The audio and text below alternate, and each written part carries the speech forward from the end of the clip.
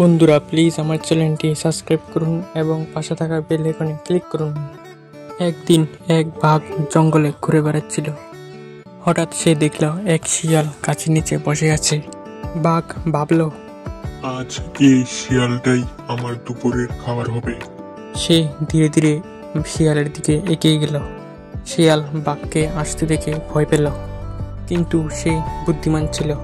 সে সঙ্গে সঙ্গে একটা কৌশল ভাবল। সে বলল, আরে বাঘ ভাই, তুমি আমাকে খেতে এসেছো? তুমি জানো না আমি এই জঙ্গলের রক্ষক? জঙ্গলরাজ সিংহ আমাকে নিযুক্ত করেছে তার দূত হিসাবে। বাঘ একটু থমকে গেল। তুই কি বলছিস? প্রমাণ কি তোর? শিয়াল বলল, চলো সিংহের কাছে নিয়ে যাই, তুমি নিজেই দেখে নিও। বাঘ রাজি হয়ে গেল। শিয়াল তাকে নিয়ে একটা গাছের গোড়ায় গেল, যেখানে একটা গর্ত ছিল। শিয়াল বলল, এই গর্তে সিংহরাজা ঘুমাচ্ছেন, তুমি একটু মাথা নিচু করে দেখে নাও।